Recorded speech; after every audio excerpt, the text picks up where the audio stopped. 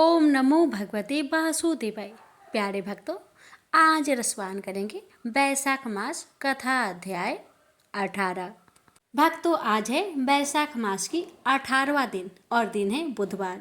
इसलिए वैशाख मास की कथा शुरू करने से पहले मैं आप सभी को सुनाऊंगी बुधवार बुध देव की व्रत कथा। प्रेम से बोलिए जय श्री गणेश। ओम श्री गणेशाय नमः। प्यारे भक्तों, आज आप सभी श्रवण करेंगे बुधवार बुध देव की व्रत कथा। बुधवार की व्रत करने और कथा सुनने से भक्तों की हर मनोकामना को बुधदेव गणेश जी महाराज अवश्य ही पूर्ण करते हैं। इसलिए कथा को बड़े ही श्रद्धा और प्रसन्नचित मन से पूरा अवश्य सुनिएगा। प्रेम से बोलिए बुधदेव भगवान की जय। कथा इस प्रकार है। समतापुर नगर में मधुसूदन नाम का एक धनी व्यक्ति रहता था। मधुसूदन का विवाह 1 मास पहले ही बलरामपुर नगर की सुंदर लड़की, जिसका नाम था संगीता, उसी से हुआ था। शादी के कुछ दिन बाद ही संगीता की माता की तबीयत खराब हो जाती है। इसलिए संगीता अपने माता के घर चली जाती है और वहीं पर कुछ दिन रुक जाती है और इधर मधुसूदन अकेला ही रहता है। जब संगीता की माता का तबीयत ठीक हो जाता है तो मधुसूदन बुधवार के दिन ही अपने पत्नी को लेने के लिए बलरामपुर के लिए रवाना हो जाता है। बलरामपुर पहुंचकर अपने ससुरारी में जाता है और अपने सास ससुर से संगीता को विदा करने के लिए आज्ञा मांगता है। लेकिन संगीता के माता पिता बोले, दामाद जी, आज तो बुधवार का दिन है। बुधवार के दिन बेटी की विदाई और कोई भी शुभ कार्य के लिए यात्रा नहीं करना चाहिए। लेकिन मधुसूदन अपने सास ससुर की एक ही बात नहीं माना और जीत पर अड़ गया कि मैं आज ही संगीता को लेकर जाऊंगा और कुछ भी नहीं होगा, आप खुशी खुशी विदा कर दीजिए। अब अपने दामाद के जीत के आगे संगीता के माता पिता हार मान लेते हैं और अपनी बेटिया को विदा कर देते हैं। अब मधुसूदन और संगीता दोनों जन बैलगाड़ी से यात्रा प्रारंभ करते हैं। 2 कोस की यात्रा के बाद ही उसकी गाड़ी का एक पहिया टूट गया। वहां से दोनों पैदल ही यात्रा करना शुरू कर देते हैं और पैदल चलते चलते बेचारी संगीता तो थक जाती है और उसे जोर से प्यास लग जाती है। तो अपने पति से कहती है, सुनिए जी, मुझे बहुत जोर से प्यास लगी है। तो मधुसूदन कहता है, ठीक है, तुम इस पेड़ की छांव में बैठो, मैं देखता हूँ आसपास में कहीं अगर पानी मिल जाए तो मैं लेकर आता हूँ, तुम यहाँ से कहीं जाना मत। इतना कहकर मधुसूदन पानी ढूंढने के लिए चल दिया। थोड़ी देर इधर उधर ढूंढने के बाद मधुसूदन को कहीं से जल मिल जाता है और वह जल लेकर वापस उसी जगह में आता है जहाँ उसकी पत्नी पेड़ के नीचे छांव में बैठी हुई थी। मगर ये क्या, वह बहुत हैरान हो जाता है क्योंकि उसकी पत्नी के पास उसी की शक्ल का एक आदमी बैठा हुआ था और संगीता उस आदमी की दी हुई पानी को पी रही थी। ये देखकर मधुसूदन चौंक गया। जब संगीता का नजर दूसरे मधुसूदन पर पड़ा तो बेचारी वो भी हैरान रह गई और दोनों में से असली मधुसूदन कौन है बेचारी अंतर न कर पाई। अब मधुसूदन को बहुत क्रोध आया और क्रोध में उसने उस व्यक्ति से पूछा, तुम कौन हो और मेरी पत्नी के पास क्यों बैठे हो? मधुसूदन की बात सुनकर उस व्यक्ति ने कहा, अरे भाई, यह मेरी पत्नी संगीता है। मैं अपनी पत्नी को ससुराल से विदा कराकर लाया हूँ, लेकिन तुम कौन हो जो मुझसे ऐसे प्रश्न कर रहे हो? उस व्यक्ति की बातें सुनकर मधुसूदन भड़क उठा और कहने लगा कि तुम जरूर कोई चोर या ठग हो। यह मेरी पत्नी संगीता है। मैं इसे पेड़ के नीचे बैठाकर जल की खोज में गया था। इस पर उस व्यक्ति ने कहा, अरे भाई, झूठ तो तुम बोल रहे हो। संगीता को प्यास लगने पर जल लेने मैं गया था। मैंने तो जल लाकर अपनी पत्नी को पिला भी दिया। अब तुम चुपचाप यहाँ से चलते बनो, नहीं तो किसी सिपाही को बुलाकर तुम्हें पकड़वा दूंगा। दोनों एक दूसरे से लड़ने लगे। उन्हें लड़ते देख बहुत से लोग वहां इकट्ठे हो गए। नगर के कुछ सिपाही भी वहां आ गए। सिपाही उन दोनों को पकड़कर राजा के पास ले गए और सारी कहानी राजा को सुना दी। राजा ने भी कोई निर्णय नहीं कर पाया। संगीता भी उन दोनों में से अपने वास्तविक पति को नहीं पहचान पा रही थी। राजा ने दोनों को ही कारागार में डाल देने के लिए कहा।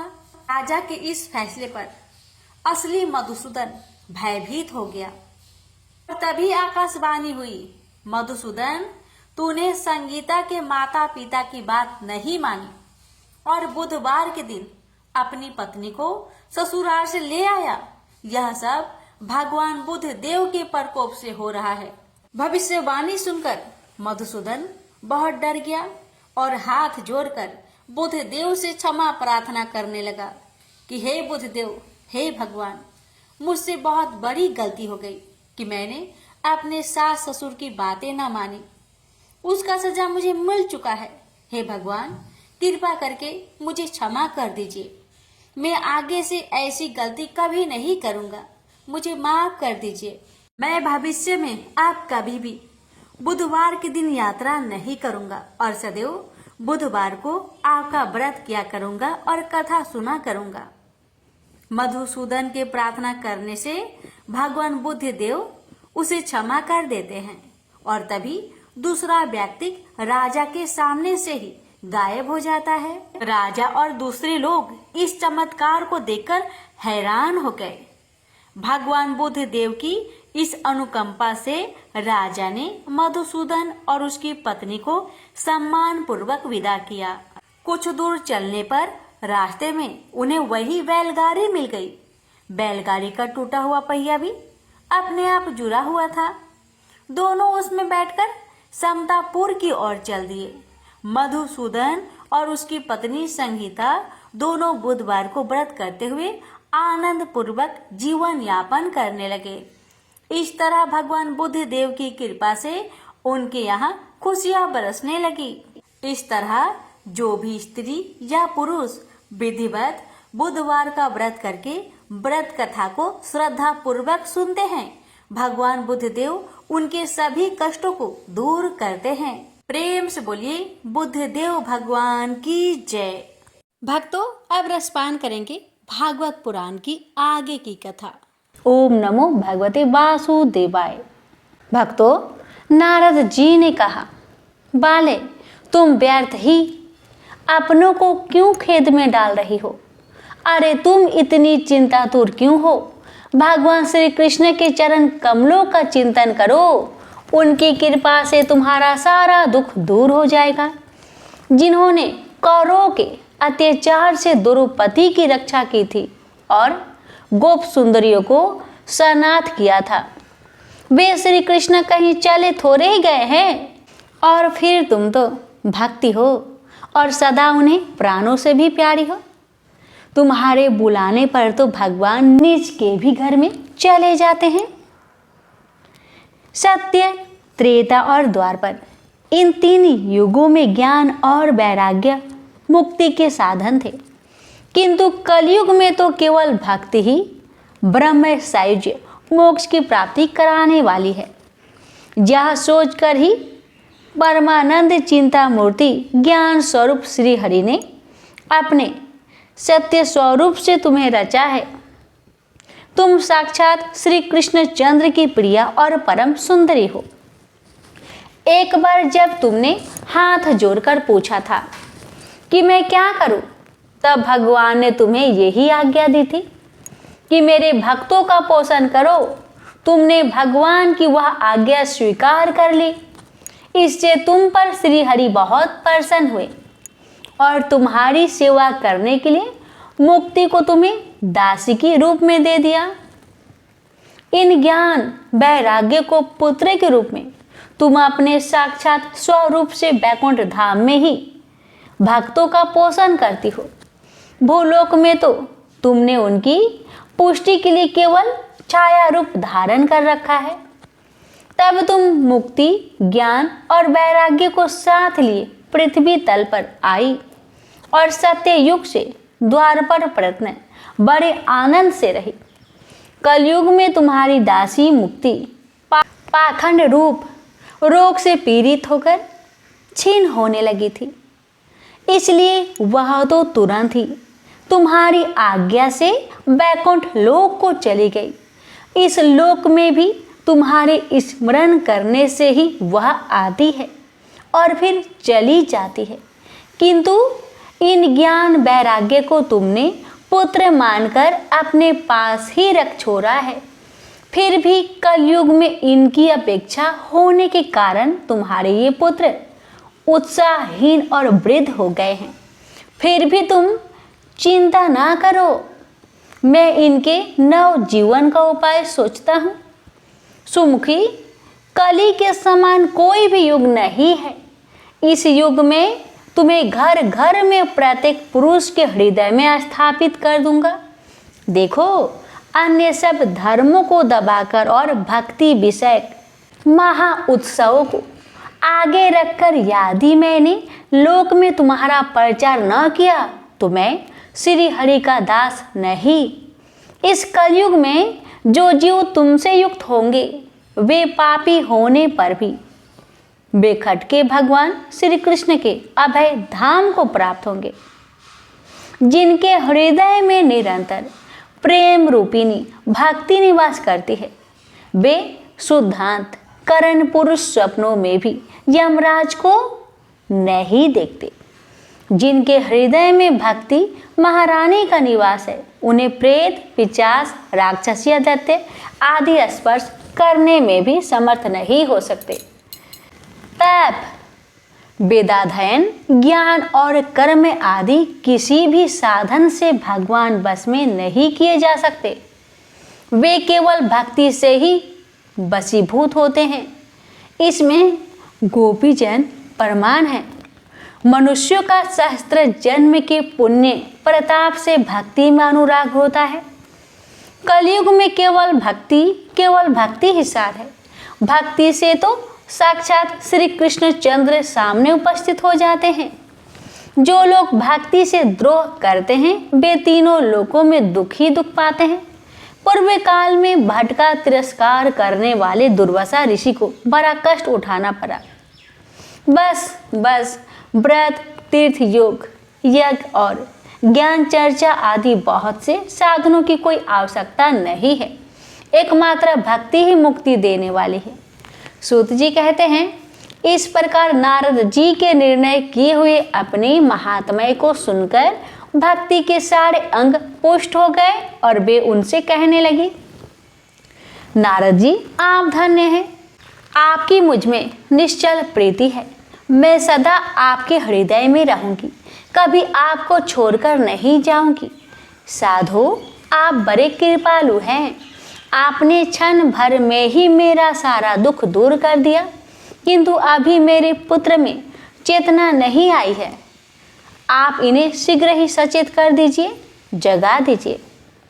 सूत जी कहते हैं, भक्ति के ये वचन सुनकर नारद जी को बड़ी करुणा आई और वे उन्हें हाथ से हिला डुलाकर जगाने लगे। फिर उनके कान के पास मुंह लगाकर जोर से कहा, ओ ज्ञान, जल्दी जाग पड़ो। ओ वैराग्य, जल्दी जाग पड़ो। फिर उन्होंने वेद ध्वनि, वेदांत घोष और बार बार गीता पाठ करके उन्हें जगाया।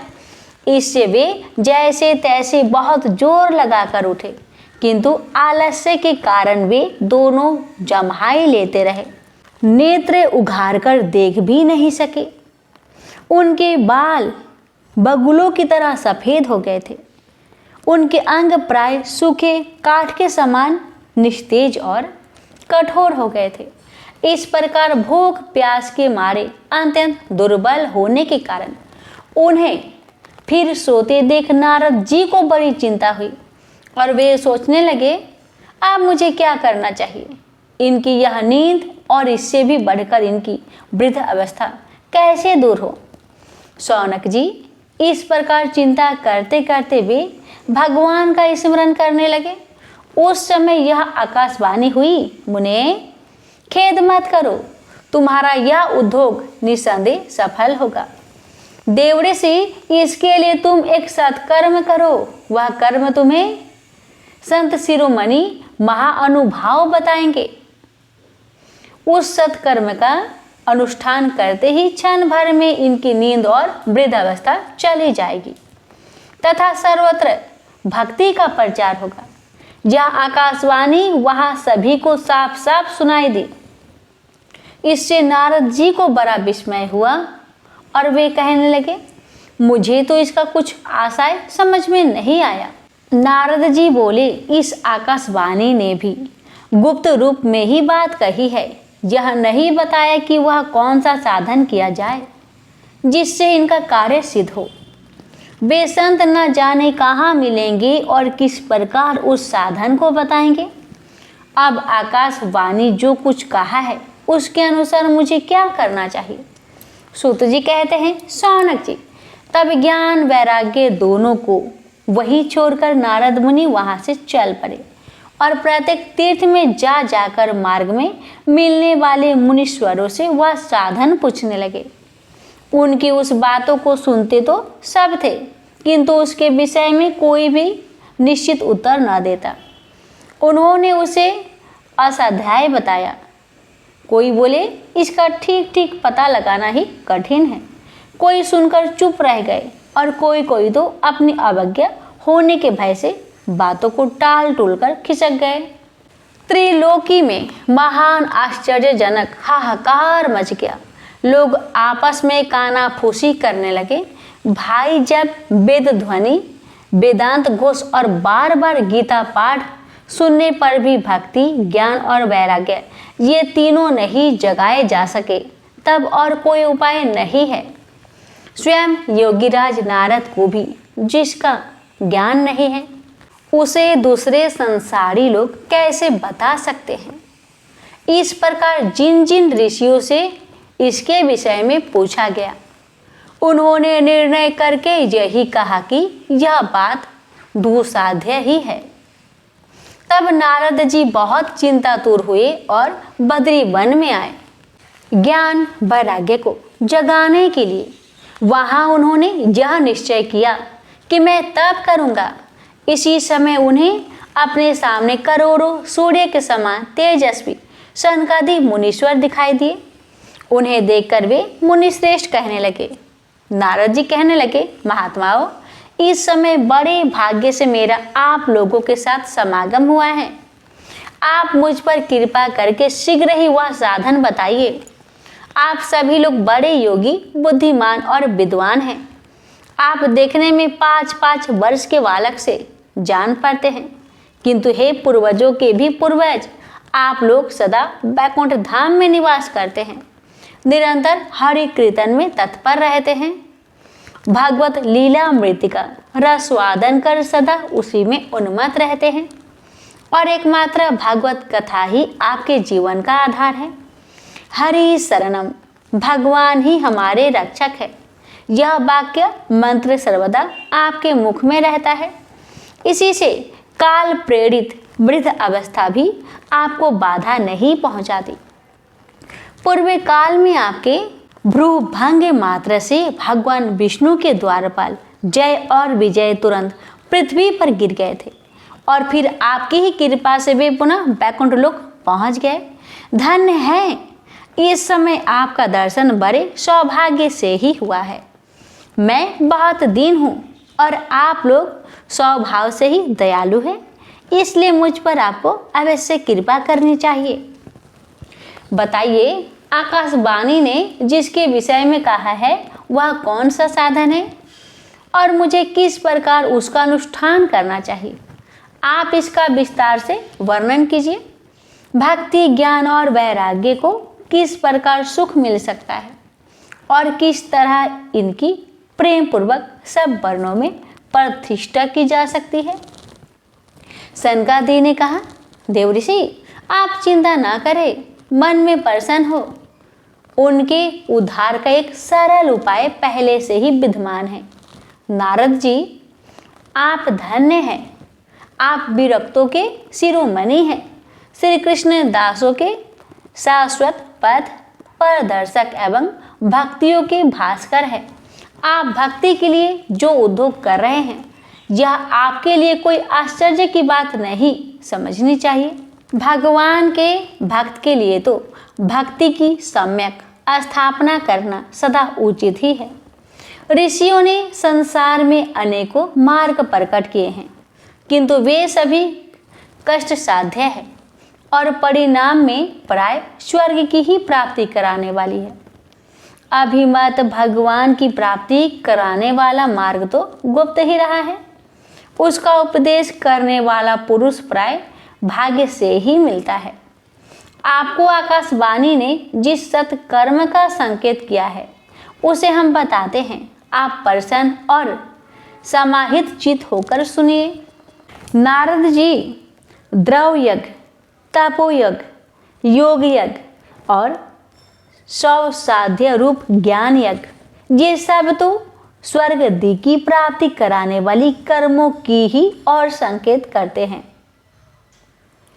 पंडितों ने ज्ञान यज्ञ को ही सत्कर्म मुक्तिदायक कर्म का सूचक माना है। वह श्रीमद् भागवत का पारायण है जिसका गान सुकादि महानुभवों ने किया है। उसके शब्द सुनने से ही भक्ति ज्ञान और वैराग्य को बड़ा बल मिलेगा। इससे ज्ञान वैराग्य का कष्ट मिट जाएगा और भक्ति को आनंद मिलेगा। सिंह की गर्जना सुनकर जैसे भेड़िए भाग जाते हैं, उसी प्रकार श्रीमद् भागवत की ध्वनि से कलयुग के सारे दोष नष्ट हो जाएंगे। तब प्रेम रस प्रवाहित कराने वाली भक्ति ज्ञान और वैराग्य को साथ लेकर प्रत्येक घर और व्यक्ति के हृदय में कीड़ा करेगी। नारद जी ने कहा, मैंने वेद वेदांत की ध्वनि और गीता पाठ करके उन्हें बहुत जगाया, किंतु फिर भी भक्ति ज्ञान और वैराग्य ये तीनों नहीं जागे। ऐसी स्थिति में श्रीमद् भागवत सुनने से वे कैसे जागेंगे? क्योंकि उस कथा के प्रत्येक श्लोक और प्रत्येक पद में भी वेदों का ही तो सारांश है। आप लोग शरणागत वत्सल हैं तथा आपका दर्शन कभी व्यर्थ नहीं होता। इसलिए मेरा यह संदेह दूर कर दीजिए। इस कार्य में विलंब ना कीजिए। सनकादिक ने कहा, श्रीमद् भागवत की कथा वेद और उपनिषदों के सार से बनी है, इसलिए उनसे अलग उनकी फल रूपा होने के कारण वह बड़ी उत्तम जान पड़ती है। जिस प्रकार रस वृक्ष की जड़ से लेकर शाखा प्रयत्न रहता है, किंतु इस तिथि में उसका अवसादन नहीं किया जा सकता, वही जब अलग होकर फल के रूप में आ जाता है तब संसार में सभी को प्रिय लगने लगता है। दूध में घी रहता ही है, किंतु उस समय उसका अलग स्वाद नहीं मिलता। वही जब उससे अलग हो जाता है तब देवताओं के लिए भी स्वाद वर्धक हो जाता है। खांड एक की और छोर और बीच में भी व्याप्त रहती है, तथापि अलग होने पर उसकी कुछ और ही मिठास होती है। ऐसी ही यह भागवत की कथा है। यह भागवत पुराण वेदों के समान है। श्री व्यास देव ने इसे भक्ति ज्ञान और वैराग्य की स्थापना के लिए प्रकाशित किया है। पूर्व काल में जिस समय वेद वेदांत के परगामी और गीता की भी रचना करने वाले भगवान व्यासदेव खिन्न होकर अज्ञान मुद्रा में गोते खा रहे थे, उस समय आपने ही उन्हें 4 श्लोकों में इसका उपदेश किया था। उसे सुनते ही उनकी सारी चिंता दूर हो गई थी। फिर इसमें आपको आश्चर्य क्यों हो रहा है जो आप हमसे प्रश्न कर रहे हैं? आपको उन्हें शोक और दुख का विनाश करने वाला श्रीमद् भागवत पुराण ही सुनाना चाहिए। नारद जी ने कहा, महानुभावों, आपका दर्शन जीव के संपूर्ण पापों को तत्काल नष्ट कर देता है और जो संसार दुख रूप दवा नल से तपे हुए हैं उन पर शीघ्र ही शांति की वर्षा करता है। आप निरंतर शेष जी के सहस्त्र मुखों से गाए हुए भागवत कथा मृतिका का ही पान करते रहते हैं। मैं प्रेम लक्षणा भक्ति का प्रकाश करने के लिए उद्देश्य से आपकी शरण लेता हूँ। जब अनेकों जन्मों के संचित पुण्य पूंजी का उदय होने से मनुष्य को सत्संग मिलता है, तब वह उसके अज्ञान जनित मोह और मदरूप अंधकार का नाश करके विवेक उदय होता है। प्रेम से बोलिए जय श्री हरि। प्यारे भक्तों, यहीं पर आज की कथा का समापन करते हैं।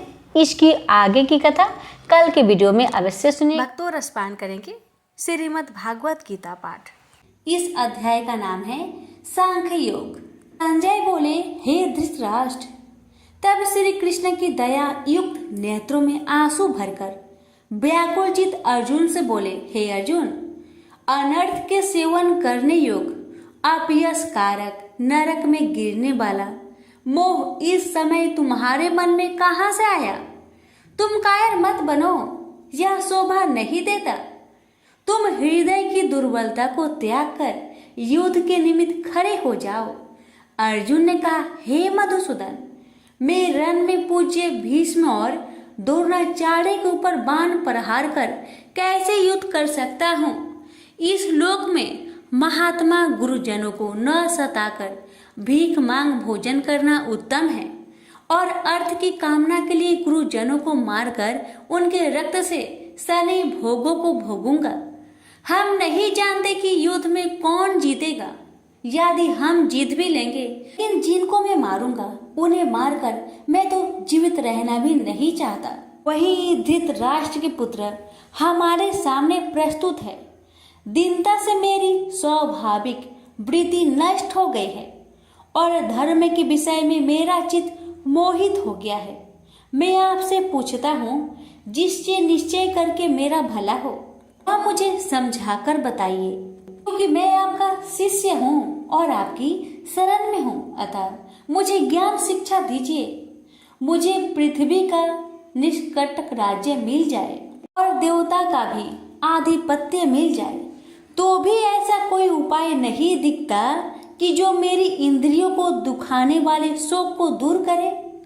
हे गोविंद, मैं युद्ध नहीं करूंगा। यह कहकर अर्जुन चुप हो गए। संजय बोले, हे राजन, दोनों सेनाओं के बीच में खिन्न होकर बैठे अर्जुन से भगवान श्री कृष्ण ने ये वचन कहे, हे अर्जुन, जिसके लिए शोक नहीं करना चाहिए तू उसके लिए शोक करता है, और पंडितों के वचन तू कहता है। तो पंडित लोग न मरो का सोच करते हैं और न जीवितों का सोच करते हैं। यह बात असंभव है कि मैं पहले न था, तुम भी न थे, और यह राजा भी न थे, और इसके बाद भी न रहेंगे। जैसे देहधारियों की इस देह का लड़कपन, जवानी, बुढ़ापा ये अवस्था होती है, जैसे ही मृत्यु के बाद दूसरी देह की भी होती है। इसलिए पंडित लोग मोक्ष को प्राप्त नहीं होते। इंद्रियों का सप्तरादि विषयों से संयोग जारा, गर्मी आदि सुख दुख देने वाला है। आने जाने वाले और नाशवान जानकर इन्हें सहन कर। हे नर श्रेष्ठ, सुख दुख को समान मानने वाले जिन वीर पुरुष को यह ब्रह्म पदार्थ कलेश नहीं देते, वह मोक्ष पाने के अधिकारी है। असत का तो अस्तित्व नहीं है और सम का अभाव नहीं है। इस अविनाशी, अचित्य और नित्य जीवात्मा के ये सब शरीर नाशवन है। अतएव हे भारत, तुम युद्ध करो। जो पुरुष इस आत्मा को मारने वाला तथा जो मरने वाला मानते हैं, वे दोनों ही ज्ञानी नहीं है, क्योंकि यह आत्मा न मारती है न मरती है। आत्मा न कभी जन्मती है न मृत्यु को प्राप्त होती है, न कभी जन्मी थी न कभी मरेगी। यह अजनबी, नित्य, कभी न घटने बढ़ने वाली और सनातन है। नष्ट होने पर भी वह नाश को प्राप्त नहीं होती। जो पुरुष इस आत्मा को नित्य, अविनाशी, निर्विकार और अनजन्मा जानता है, वह जिसको घात करवेगा और जिसको मारेगा, जिस प्रकार मनुष्य पुराने वस्त्र फेंक कर नया वस्त्र ग्रहण करता है, उसी प्रकार आत्मा पुराने देह को छोड़कर नई देह धारण करती है। आत्मा को शस्त्र काट नहीं सकते, अग्नि जला नहीं सकती, जल भिगो नहीं सकता, ना भीग या गल सकती है और ना सूख सकती है।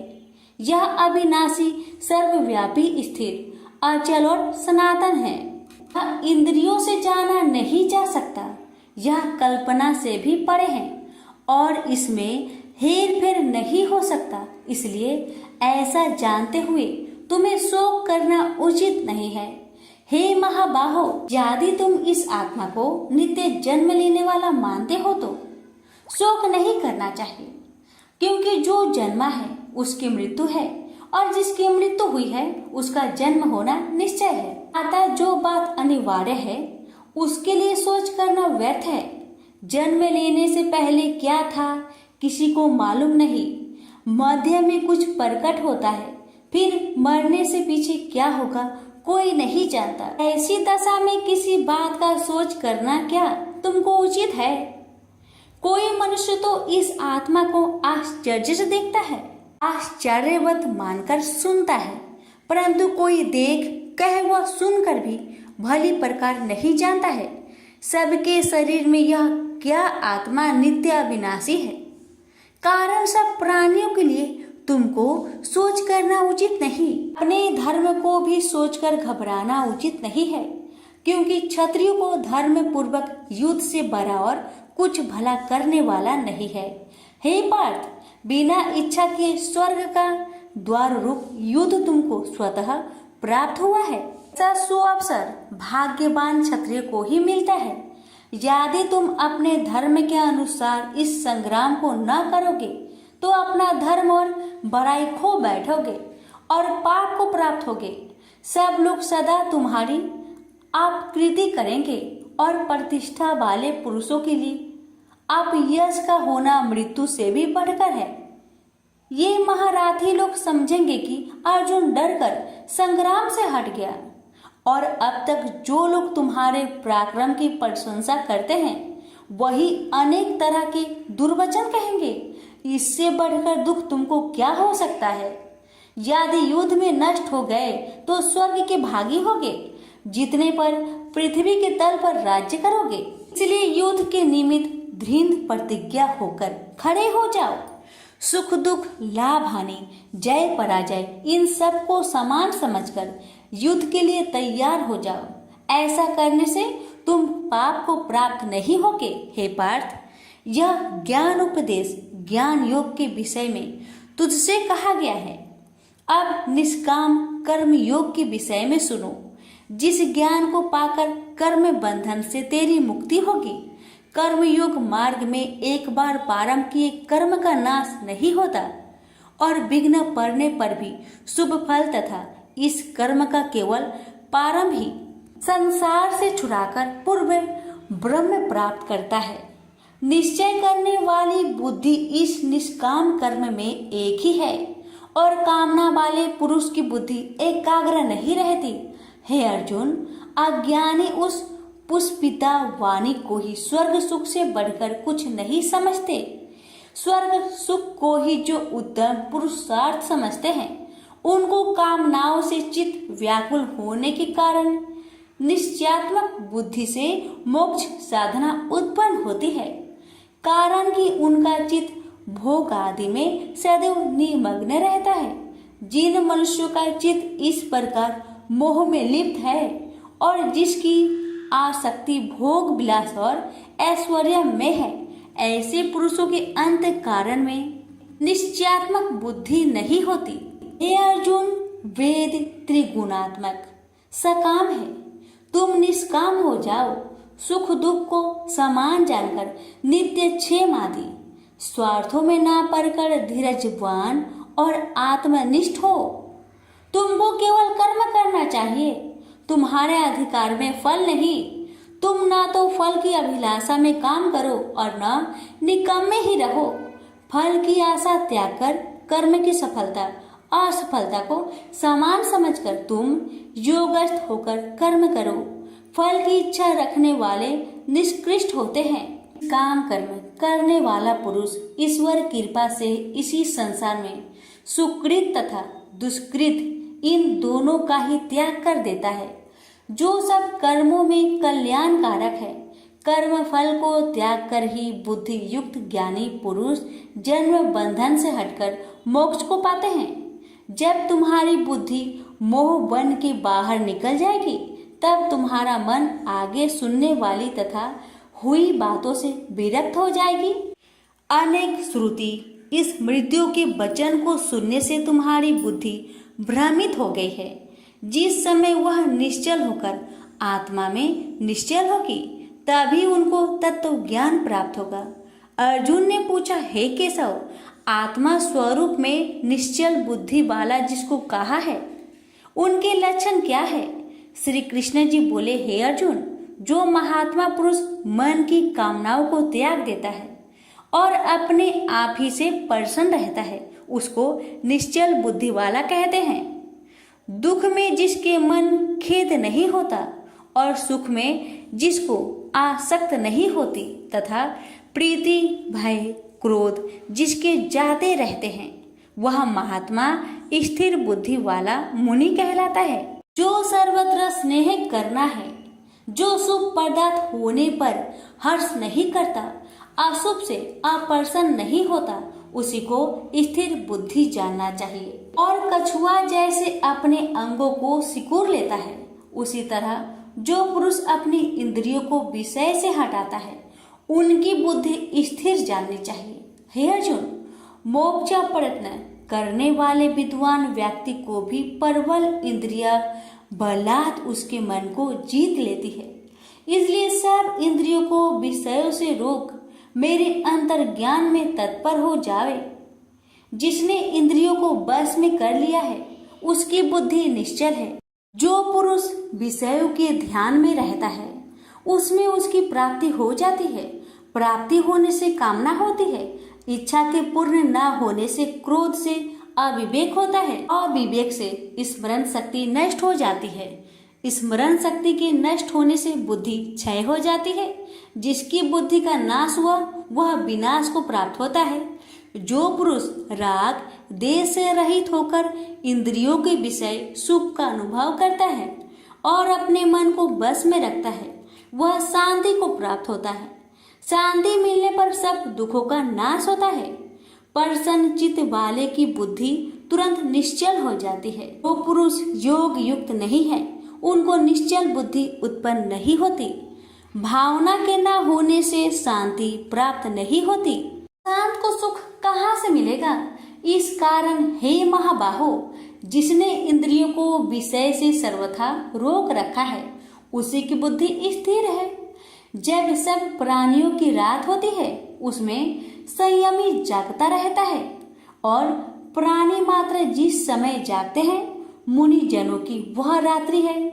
जल से भरे पूर्ण समुद्र में जल भरने पर भी वह अपनी मर्यादा पर ही रहता है। उसी तरह जिस पुरुष में इच्छा ना रहने पर भी अनिच्छा से सब विषय भोग प्राप्त होते हैं, उसी को शांति मिलती है। विषयों की इच्छा करने वाले को शांति नहीं मिलती। जो पुरुष सब कामनाओं को छोड़कर इच्छा रहित होकर विचरता है, ममता अहंकार जिसमें नहीं है, वही शांति को प्राप्त होता है। हे पार्थ, ब्रह्मी स्थिति यही है। ऐसी स्थिति मिल जाने पर प्राणी फिर मोह में नहीं फंसता और अंत समय में निर्वाण ब्रह्म पद को प्राप्त होता है। प्रेम से बोलिए श्री कृष्ण भगवान की जय। पर श्रीमद् भगवत गीता पाठ का दूसरा अध्याय समाप्त हुआ। अब सुनेंगे दूसरे अध्याय का महात्म्य। श्री नारायण जी बोले, हे लक्ष्मी, दक्षिण देश में एक पूर्ण नाम नगर था। वहाँ एक देव सुशर्मा बड़ा धनवान रहता था। उसे साधु सेवा करते हुए 7 दिन बीते थे। तब एक बाल नाम ब्रह्मचारी आया, उसकी बहुत सेवा की और विनय से कहा, हे संत, कृपा कर मुझे श्री नारायण जी के पाने का ज्ञान उपदेश दीजिए। तब वह ब्रह्मचारी बोला, मैं तुझे गीता जी के दूसरे अध्याय का पाठ सुनाता हूँ, श्रवण कर। एक आइली वन में बकरियां चरा रहा था। वहां मैं भजन किया करता था।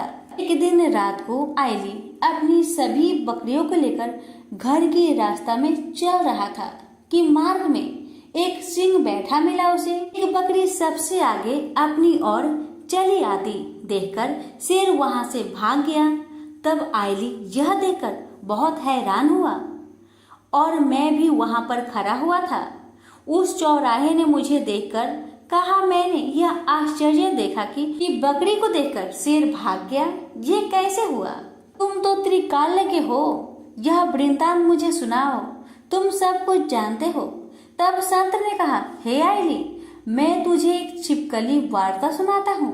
यह बकरी पिछले जन्म में डायन थी। जब इसका पति मर गया तब यह बड़ी डायन हुई। इस सुंदर लड़के को देखे उसी को खा लेती थी। और शेर पिछले जन्म में फंदक था, वह पंछी को पकड़ने के लिए वन में जाया करता था। ये डायन भी वही वन को गई, वह डायन ने उस फंदक को खा लिया था। अब वही फंदक शेर हुआ, वह डायन बकरी बनी है। शेर को पिछले जन्म की खबर है, इसलिए बकरी को देखकर शेर ने समझा कि अभी यह मुझे खाने के लिए आ रही है। तब आइली ने कहा, मैं पिछले जन्म में कौन था? तब संत बोला, तू पिछले जन्म में चांडाल था।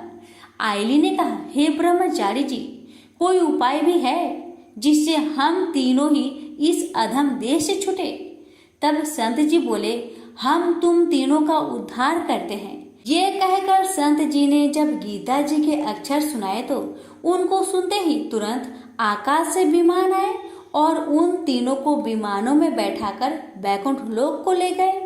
अधम देह से छूटकर देव देही पाई और देव सुशर्मा भी ज्ञान को सुन मोक्ष को प्राप्त हुआ और देव देही पाकर वैकुंठ को गया।